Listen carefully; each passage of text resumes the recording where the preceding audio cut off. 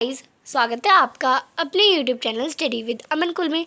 आज हम लाए हैं शिक्षा निदेशालय राष्ट्रीय राजधानी क्षेत्र दिल्ली की कार्यपत्रक नंबर 27 जो कि क्लास 9 के लिए है। विषय आपका विज्ञान है। डेट है जिसकी 10 सितंबर 2021। आप अपना नाम और अपनी कक्षा अध्यापक का नाम लिखेंगे। आज हम उत्तक जिसमें हम विभज्योतक उत्तक के बारे में जानेंगे।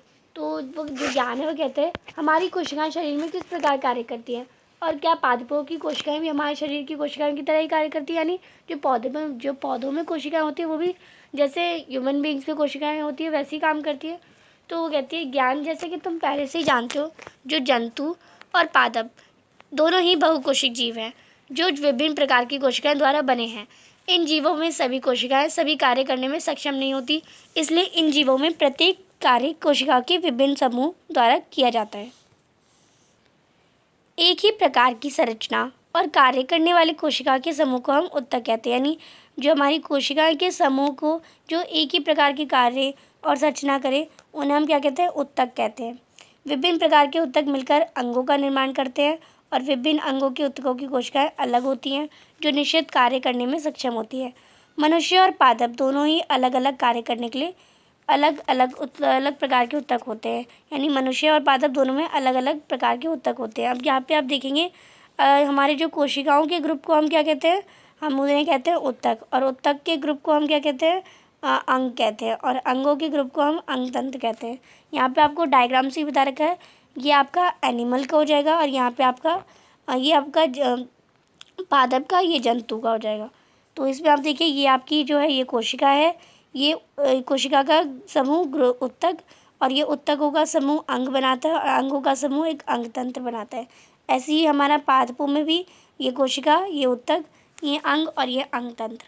आगे हमें दे रखा है जंतु उत्तक और पादप उत्तक, इन दोनों में आपको बता रखा है सभी जो जंतु उत्तक का अधिकांश भाग जीवित होता है। इन्हें ऊर्जा की आवश्यकता भी अधिक होती है तथा इसकी कोशिकाओं की वृद्धि भी एक समान होती है, यानी सबकी बराबर होती है।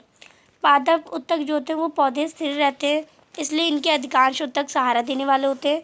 ये उत्तक अधिकतर मृत होते हैं, यानी ज़्यादातर डेड ही होते हैं, इसलिए पौधे में वृद्धि भी कुछ ही क्षेत्रों तक सीमित रहती है।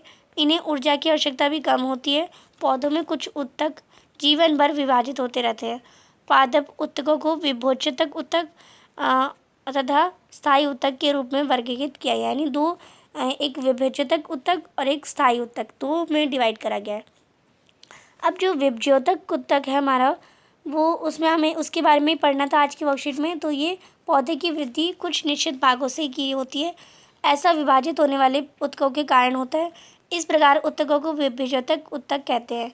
ये भी 3 प्रकार के होते हैं, एक शीर्षस्थ विभज्योतक, अंतविष्ट विभज्योतक और पार्श्व विभज्योतक। जो शीर्षस्थ विभज्योतक उत्तक होता है वो ये पौधों के जड़ एवं तनों के वृद्धि वाले भाग में विद्यमान होता है। यानी जो हमारे पौधा होता है उसमें जड़ और तनों में जो वृद्धि वाले भाग होते हैं, जहाँ पे ग्रोथ होती है वहाँ पे होते हैं।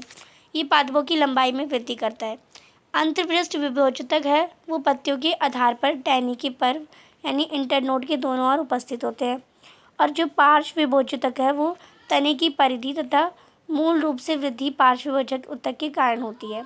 अब यहाँ पे इन तीनों की लोकेशन बता रखी है। जो पार्श्व विभज्योतक है वो हमारा यहाँ होता है, जो हमारा अंतविष्ट विभज्योतक होता है वो हमारा यहाँ होता है, और जो हमारा शीर्ष विभज्योतक होता है वो हमारे यहाँ होता है। यहाँ पे आपको पौधों में विभज्योतक उत्तक की पूरा डायग्राम दे रखा है। आगे आपको बता रखा है विभज्योतक उत्तक के गुण। इन उत्तकों की कोशिकाएं निरंतर विभाजित होती रहती हैं। इनके पास बहुत अधिक कोशिकाएं द्रव्य, पतली कोशिकाएं भित्ति और स्पष्ट केंद्रक होते हैं, और इनमें जो होती है वो राजधानियाँ भी नहीं होती। आगे आपको इसी से रिलेटेड कुछ क्वेश्चन दे रखे हैं। प्रश्न नंबर 1 है उत्तक क्या है। उत्तक आपको पता है कोशिकाओं के समूह को हम उत्तक कहते हैं, तो कोशिकाओं के समूह को उत्तक कहा जाता है। प्रश्न नंबर 2 है पादप तथा जंतु उत्तकों के कोई 2 अंतर लिखिए। तो आप इसका आंसर करेंगे पादप जैसे अधिकांश उत्तक तक सहारा देने वाले होते हैं, और ये उत्तर अधिकतर मृत होते हैं, इसलिए पौधों में वृद्धि भी कुछ ही क्षेत्र तक सीमित रहती है। जंतु तक में आप लिखेंगे इनका अधिकांश भाग जीवित रहता है और इन्हें ऊर्जा की आवश्यकता भी होती है। प्रश्न नंबर 3 है जो आपका विभज्योतक उत्तक है उसके प्रकार तथा पौधों में उनकी स्थिति दर्शाइए। तो आप इसका आंसर करेंगे आपको पता है 3 तरह के होते हैं, शीर्षस्थ विभोजतक, अंतर्विष्ट विभोजतक और पार्श्व विभोजतक। जो आपका शीर्षस्थ विभोजतक होता है वो पौधे की जड़ एवं तनों की वृद्धि वाले भाग में विद्यमान होता है। ये पौधों की लंबाई में वृद्धि करता है। अंतर्विष्ट विभोजतक ये पत्तियों के आधार पर या टहनी के पर्व इंटरनोड के दोनों ओर उपस्थित होता है। और जो पार्श्व विभोजतक है वो तने की परिधि अथवा मूल में वृद्धि पार्श्व विभोजतक उत्तक के कारण होती है। अब यहाँ पे आपको इनकी लोकेशन भी बतानी है, तो आप ये वाला जो आपका पौधों में विभोजतक उत्तक है इनका डायग्राम बता देंगे। ये पूरा डायग्राम आप बना लेंगे। यहाँ पे आपका शीर्ष विभोजतक, अंतर्विष्ट विभोजतक और पार्श्व विभोजतक अच्छे से शो किया गया है। प्रश्न नंबर 4 है, विभोजतक उत्तकों के कोई 2 गुण बताइए। तो कोई 2 गुण बताने हैं, आप इसका आंसर करेंगे। इन उत्तकों की कोशिकाएं निरंतर विभाजित होती रहती हैं। इनके पास बहुत अधिक कोशिकाएं द्रव्य, पतली कोशिका भित्ति और स्पष्ट केंद्र होते हैं और इनमें रसधानियाँ नहीं होती। तो ये आपके विभोजतक उत्तक के गुण हो जाएंगे।